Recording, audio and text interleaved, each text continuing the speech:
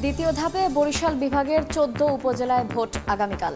কেন্দ্রে কেন্দ্রে যাচ্ছে সরঞ্জাম। দুর্গম চরাঞ্চলের নিরাপত্তায় নদীতে টহল দেবে কোস্টগার্ড, মাঠে থাকবে বিজিবি। এবং ২ মাস না যেতেই ৬৫ দিনের মাছ ধরায় নিষেধাজ্ঞা, অসহায় দেশের জেলেরা। একই সময় সাগরে জাল ফেলবেন ভারতীয়রা, অনুপ্রবেশ ঠেকানোর দাবি।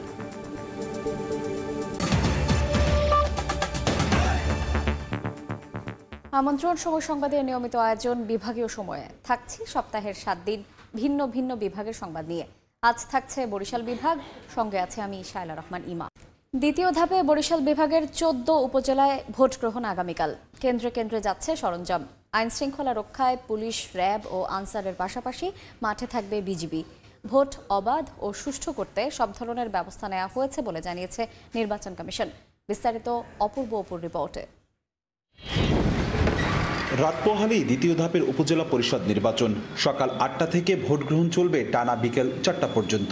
বরিশাল বিভাগের ৬ জেলার ১৪ উপজেলায় ভোট গ্রহণে চলছে শেষ দিনের প্রস্তুতি। সোমবার সকালে নিজ নিজ কেন্দ্রের জন্য নির্বাচনী সামগ্রী নিতে যান প্রিজাইডিং কর্মকর্তারা। সেই সঙ্গে নিজেদের দায়িত্ব বুঝে নেন নির্বাহী ম্যাজিস্ট্রেট সহ আইন শৃঙ্খলা রক্ষাকারী বাহিনী। সুষ্ঠু এবং নিরপেক্ষ নির্বাচন করে ফলাফল নিয়ে আবার যেন জমা দিতে পারি সেই প্রত্যাশা রইল। সকল কেন্দ্রের মালামাল সব প্রস্তুত করে রাখা হয়েছে। ভোট সুষ্ঠু করতে ২৮ প্লাটুন বিজিবির পাশাপাশি ভোটারদের নিরাপত্তা ও নির্বাচন সুষ্ঠু করতে কাজ করবেন পুলিশ, র্যাব ও আনসার সদস্যরা। নির্দেশনা মোতাবেক আমাদের মোতায়েন কার্যক্রম গতকালকে থেকে সম্পন্ন হয়েছে। বিজিবির ২৮টি প্লাটুন মোতায়েন রয়েছে। পুলিশের ৭,০০০-এর উপরে হচ্ছে ফোর্স অন গ্রাউন্ডে মোতায়েন থাকছে। উপজেলা পরিষদ নির্বাচনের দ্বিতীয় ধাপে বরিশাল বিভাগের ১৪ উপজেলায় মোট ভোটার ৬১,২২,৫৭০ জন। চেয়ারম্যান পদে ৬০ জন, ভাইস চেয়ারম্যান পদে ৫৭ জন এবং মহিলা ভাইস চেয়ারম্যান পদে ৪৪ জন প্রতিদ্বন্দ্বিতা করছেন। অপূর্ব অপু, সময় সংবাদ, বরিশাল। বরিশালের গৌর নদীতে ত্রাসের রাজত্ব কায়েম করেছেন পদত্যাগী মেয়র হারিসুর রহমান। তার বিরুদ্ধে গেলেই পেটোয়া বাহিনী দিয়ে চালানো হয় হামলা। অভিযোগ আছে টেন্ডার বাণিজ্য, সংখ্যালঘু নির্যাতন সহ জমি দখলেরও। স্থানীয়দের দাবি, হারিসের নির্যাতন থেকে মুক্তি চান গৌর নদীবাসী। প্রার্থীদের অভিযোগ, স্থানীয় সংসদ সদস্য আবুল হাসনাত আবদুল্লাহর নাম ভাঙিয়ে প্রভাব বিস্তার করছে হারিস, যা দল ও সাধারণ মানুষের মধ্যে বিরূপ প্রতিক্রিয়া সৃষ্টি করছে। হারিসুর রহমান, হারিসের সমর্থক হারিস সহ তারা আমাদের বিভিন্ন কর্মীদের ভয়ভীতি দেখাচ্ছে। হারিসকে গৌর নদীর দানব হিসাবেই চিনি আমরা তাকে, এবং সে এই গৌর নদীর গডফাদার। গৌর নদীবাসীকে দানব মুক্ত করার জন্য আজকে আমরা ৩ উপজেলা চেয়ারম্যান এক মঞ্চে উপস্থিত হয়েছি। এ বিষয়ে একাধিকবার যোগাযোগ করা হলেও কোনো বক্তব্য দিতে রাজি হননি হারিসুর রহমান। আর উপজেলা নির্বাচনে এমপি মন্ত্রীদের নাম ভাঙানোর প্রমাণ পেলে ব্যবস্থা নেওয়ার কথা জানায় জেলা আওয়ামী লীগ। যদি সুনির্দিষ্ট অভিযোগ আনে তবে অবশ্যই দল সেখানে তার বিরুদ্ধে কার্যকরী ব্যবস্থা গ্রহণ করবে। হারিসুর রহমান উপজেলা পরিষদ নির্বাচনে অংশ নেয়ার আগে পরপর ৩ বার গৌরনদী পৌরসভার মেয়র নির্বাচিত হয়েছেন। সময় সংবাদ, বরিশাল। বিভাগীয় সময়ে আরও থাকছে, ছোট হয়ে আসছে কীর্তনখোলা নদীর মানচিত্র। প্রশাসনের নাকের ডগায় চলছে দখল দূষণ। তালিকা থাকলেও বারবার পার পেয়ে যাচ্ছে অভিযুক্তরা। ২৩ জুলাই পর্যন্ত বাংলাদেশের জেলেদের জন্য সাগরে মাছ ধরা নিষিদ্ধ হলেও অবাধে মাছ ধরেন ভারতীয়রা। সংশ্লিষ্টরা বলছেন, ২ দেশ অভিন্ন সময়ে নিষেধাজ্ঞা না দিলে কাঙ্ক্ষিত সুফল মিলবে না। তবে মৎস্য বিভাগ বলছে, অন্য দেশের জেলেদের অনুপ্রবেশ ঠেকাতে কাজ করবে নৌবাহিনী। মনির হোসেনকে সঙ্গে নিয়ে শিকদার জাবির হোসেনের রিপোর্ট। রোববার মধ্যরাত থেকে শুরু হয়েছে সমুদ্রে মাছ শিকারের উপর ৬৫ দিনের নিষেধাজ্ঞা। নিষেধাজ্ঞার আওতায় রয়েছে সাগর সংলগ্ন সব নদী মোহনাও। তাই ঘাটে নোঙর করে আছে হাজার হাজার জেলে ট্রলার। নিষেধাজ্ঞা কালে পটুয়াখালীতে বেকার হয়ে পড়েছেন ১ লাখেরও বেশি জেলে। এ সময় বাংলাদেশের কোনো জেলে সাগরে মাছ ধরতে পারবেন না। তারা জানান, দেশের জেলেরা মাছ না ধরলেও ভারতীয় জেলেরা বাংলাদেশের জলসীমায় ঢুকে অবাধে মাছ ধরেন। পাশাপাশি সরকার নির্ধারিত খাদ্য সহায়তা সময় মতো না পাওয়ায় কষ্টে দিন কাটে তাদের। বাংলাদেশের ট্রলারে মাছ ধরতে পারবো না, ইন্ডিয়ার ট্রলারে মাছ ধরবো, বিচার তো সবার জন্য এক সমান। এক সাগরে দুই নিয়ম হয় কিভাবে যদি ইন্ডিয়ানরাও ইন্ডিয়ার সাথে এক লাগে মিলেই দেয়। বিশেষজ্ঞরা জানান ভারত ও মিয়ানমারের সঙ্গে সমন্বয় করে অভিন্ন সময় নির্ধারণ না করা হলে নিষেধাজ্ঞার সুফল মিলবে না। যে উদ্দেশ্যে দিয়েছি সেই মাছগুলো এখানে ব্রিড করছে কিনা বা ব্রিড করলে আমাদের আসলে কি সময়সীমা বাড়ানো দরকার বা এদিকে আকপিস করা দরকারটা নিয়ে কাজ অলরেডি শুরু হয়ে গেছে। ইন্ডিয়া বা মায়ানমারের সাথে কথা বলে এমন একটা সময় নির্ধারণ করতে হবে যেন একই সময়ে ব্যানটা হয়।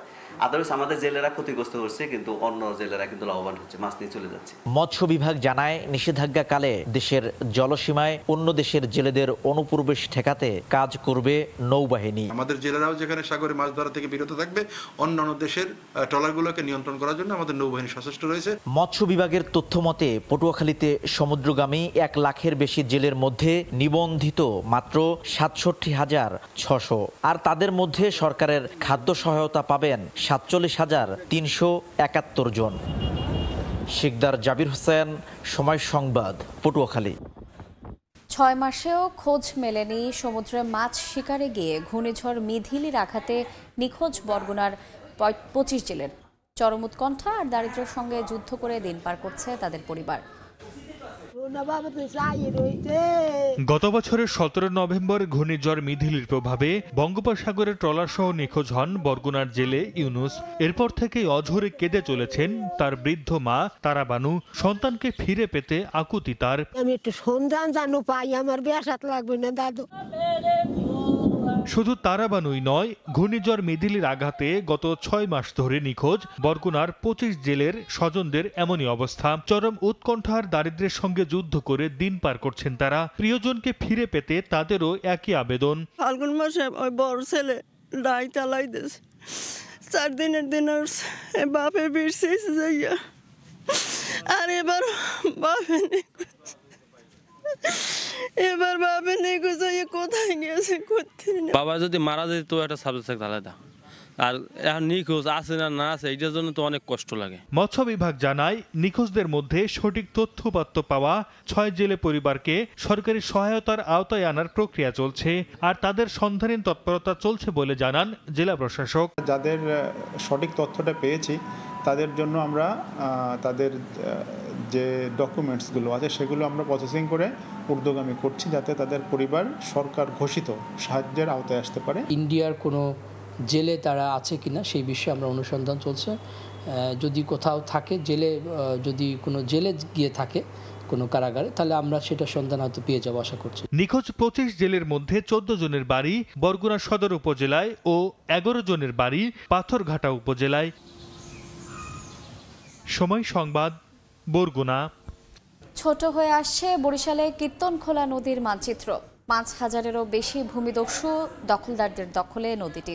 পরিবেশবাদীদের অভিযোগ, প্রশাসনের নাকের ডগায় নদী দখল ও দূষণ হলেও প্রতিরোধে কোনো পদক্ষেপ নেওয়া হচ্ছে না। সুমন হাসানের তোলা ছবিতে অপূর্ব রিপোর্ট। বরিশাল সদর উপজেলায় চরআইচা এলাকায় বাঁশের বেড়া দিয়ে বালু ফেলে দখল করা হচ্ছে কীর্তনখোলা নদী। পাশেই দখল করা জমিতে গড়ে তোলা হয়েছে ব্যবসা প্রতিষ্ঠান, যে যেভাবে পারছে দখল করছে।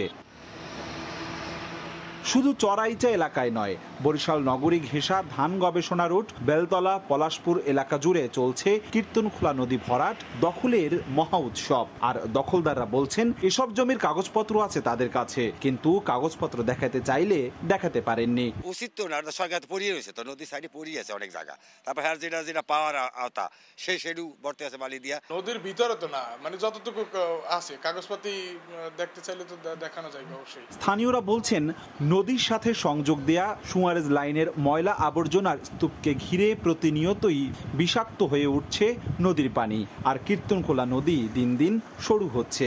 বিভিন্ন জায়গায় দিয়ে ময়লা আবর্জনা ফালাইয়া দূষিত করে ফেলাইছে, এবং ওই কিছু লোক ব্যক্তি আছে ওই দখলের চেষ্টা করতেছে। হাওয়া বাতাস এখন গন্ধ, আর গন্ধ থেকে আমরা উন্মুক্ত চাই। বাংলাদেশ পরিবেশ আন্দোলন বরিশালের তথ্য বলছে গত 40 বছরে কীর্তনখোলা নদীর দুপার দখল করেছে প্রায় 5,192 জন প্রভাবশালী দখলদার। রাজনৈতিক কিছু প্রভাব রয়েছে, আর প্রশাসনের আমাদের যে সমস্ত সংশ্লিষ্ট কর্তৃপক্ষের ওনাদের অনেক উদাসীন মনোভাব এটার জন্য মূলত অন্তরায় মনে করছি। বিআইডব্লিউটিএ বলছে দখলদারদের তালিকা প্রস্তুতের কাজ প্রায় শেষ, আর দখলদারদের বিরুদ্ধে ব্যবস্থা নেয়ার হুঁশিয়ারি জেলা প্রশাসকের। ইতিমধ্যে তালিকা করেছি, তালিকায় আমরা 4000-এর উপরে পেয়েছি উচ্ছেদ অবৈধ স্থাপনা। বিআইডব্লিউটিএ থেকে যখনই উদ্ধার অভিযানের গ্রহণ করা হবে আমরা সর্বাত্মক সহায়তা করব। সবশেষ 2021 সালের 15 সেপ্টেম্বর 60টি অবৈধ স্থাপনা উচ্ছেদ করে বন্দর কর্তৃপক্ষ। নদী দখলের তালিকা প্রস্তুত জানিয়ে বারবার হুঁশিয়ারি দিলেও অদৃশ্য শক্তির জোরে শক্তপোক্তভাবে অবৈধ উচ্ছেদ হয় না বলে অভিযোগ নদী গবেষকদের। অপূর্ব অপু, সময় সংবাদ, বরিশাল। 9টি বিশ্ববিদ্যালয়ের শিক্ষার্থীদের মাঝে বই বিতরণের মধ্য দিয়ে বরিশালে চলতি বছরের বই পড়া কার্যক্রমের উদ্বোধন করল বিকাশ এবং বিশ্ব সাহিত্য কেন্দ্র। সকালে নগরীর শিল্পকলা একাডেমিতে এই কর্মসূচির উদ্বোধন করা হয়। আয়োজকরা জানান, শিক্ষার্থীদের পাঠ্যপুস্তকের বাইরেও বই পড়ার অভ্যাস তৈরি করতে বিশ্ব সাহিত্য কেন্দ্র দেশ জুড়ে বই পড়া কর্মসূচি পরিচালনা করে আসছে। এই কার্যক্রমে গত 1 দশক ধরে যুক্ত আছে বিকাশ। এবছর দেশ জুড়ে বিভিন্ন শিক্ষা প্রতিষ্ঠানে প্রায় 3.5 লাখ বই দেওয়া হবে। অনুষ্ঠানে উপস্থিত ছিলেন বিকাশের প্রধান নির্বাহী কর্মকর্তা Kamal Quadir, chief external and corporate affairs officer major general Sheikh Mohammad Monirul Islam, বিশ্ব সাহিত্য কেন্দ্রের পরিচালক শামীম আল মামুন।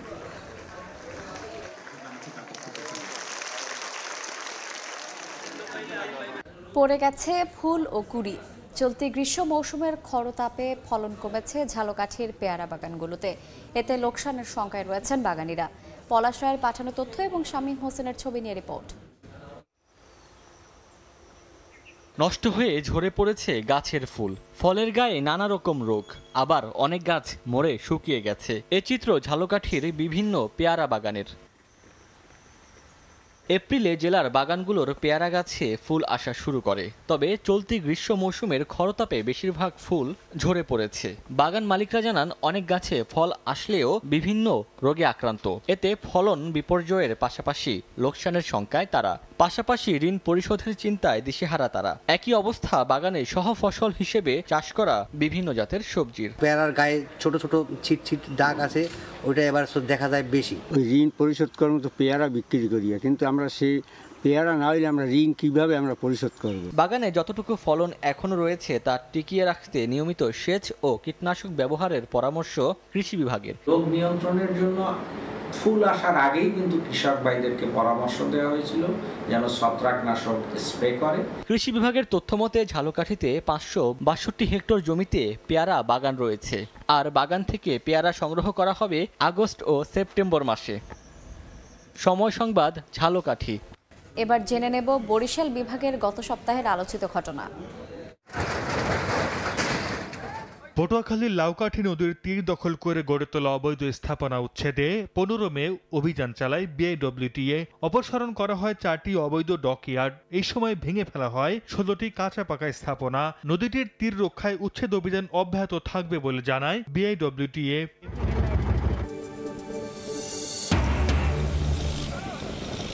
নতুন ইতিহাস সৃষ্টি করল পায়রার সমুদ্র বন্দর। 15 মে প্রথমবার বন্দরের নিজস্ব টার্মিনালে জেটিতে ভিড়ল বিদেশি মাদার ভেসেল। 200 মিটার দীর্ঘ ও 33 মিটার প্রস্থের এই জাহাজে করে দুবাই থেকে আনা হয় 50,500 মেট্রিক টন লাইমস্টোন। জেটিতে 1200 মিটার গভীরতার জাহাজ ভিড়তে পারায় বন্দর ঘিরে নতুন সম্ভাবনা দেখছেন কর্তৃপক্ষ।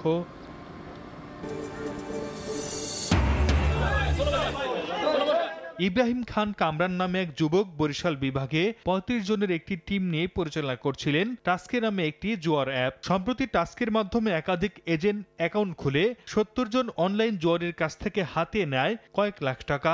অভিযোগ পেয়ে তদন্তে নামে পুলিশের সাইবার টিম। 19 মে সকালে বরিশাল নগরীর রসুলপুর এলাকায় অভিযান চালিয়ে গ্রেফতার করা হয় চক্রের মূল হোতা ইব্রাহিমকে। বিভাগীয় সময়ের শীর্ষ সংবাদগুলো জানিয়ে দিচ্ছে আরেকবার। দ্বিতীয় ধাপে বরিশাল বিভাগের 14 উপজেলায় ভোট আগামীকাল। কেন্দ্রে কেন্দ্রে যাচ্ছে সরঞ্জাম। দুর্গম চরাঞ্চলের নিরাপত্তায় নদীতে টহল দেবে কোস্টগার্ড, মাঠে থাকবে বিজিবি। এবং 2 মাস না যেতেই 65 দিনের মাছ ধরায় নিষেধাজ্ঞা। অসহায় দেশের জেলেরা। একই সময় সাগরে জাল ফেলবেন ভারতীয়রা। অনুপ্রবেশ ঠেকানোর দাবি।